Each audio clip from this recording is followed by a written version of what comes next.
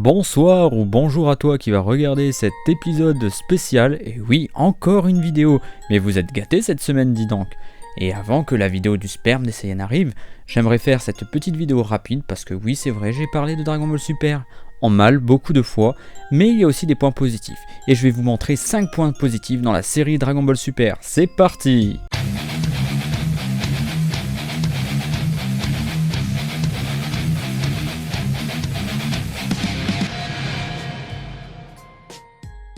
On commence avec le numéro 1, l'univers. Et oui, l'univers de Dragon Ball Super est vachement riche et varié. En effet, on a les étendues des dieux, on a les dieux de la destruction, on a les multiples univers, et ainsi de suite. Et c'est cool, ça c'est génial, ça met en avant pas mal de nouveaux personnages, ça remet Goku un petit peu en bas au niveau des autres personnages des multivers, parce que Goku doit apprendre, doit évoluer, et donc ça c'est cool, il y a quand même un petit challenge, et sur ça il faut le noter. C'est vrai que la mise en scène aussi des combats est pas mal, donc voilà. Je ne peux pas dire que c'est mauvais sur cet aspect-là d'avoir agrandi l'univers de Dragon Ball Super, enfin de Dragon Ball Z à la base, et donc c'est un excellent point pour la série. D'ailleurs pour moi, je trouve même que c'est un des points majeurs qui donne un point en plus à Dragon Ball Super, et ça c'est vrai que malheureusement, sur ça Dragon Ball GT ne le fait pas. Enfin, il le fait d'une autre façon, mais pas aussi bien, et sur ça c'est un point positif qu'il fallait noter. Passons au suivant, numéro 2. L'arc Zamasu.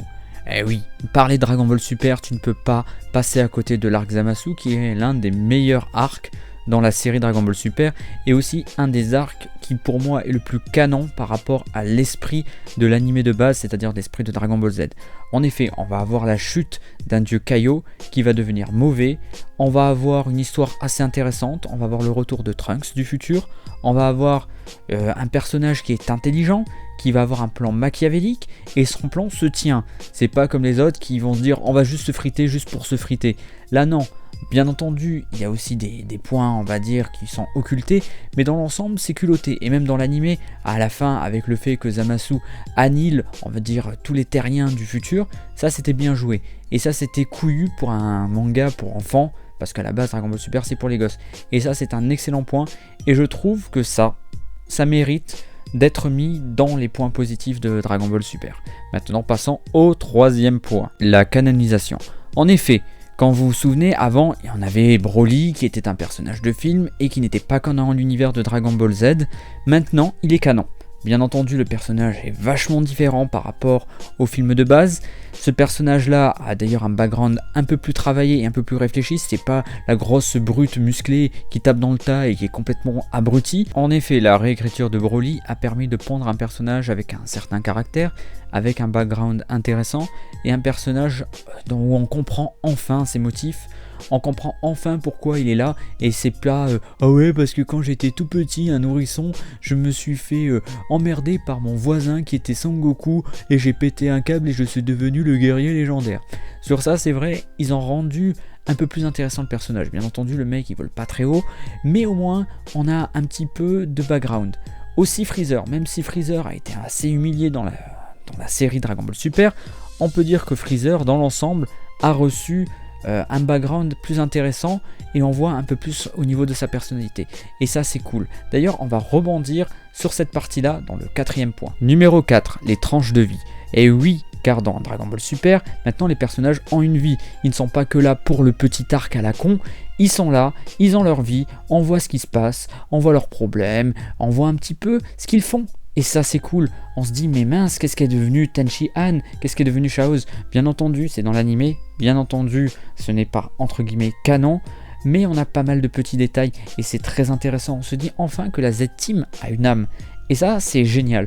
Bien entendu il y a aussi des côtés qui sont pas top, il y a aussi des épisodes qui ne servent à rien, et ça vous le savez très bien, je n'ai pas besoin d'en parler, mais dans l'ensemble c'est très intéressant et on se dit enfin on a quelque chose derrière et on se dit ah ben ils font ça, ah ils ont des goûts comme ça, et c'est un point extrêmement positif et un point qui donne envie de regarder certains épisodes et je remercie Dragon Ball Super pour cela. Numéro 5, de nouveaux mystères.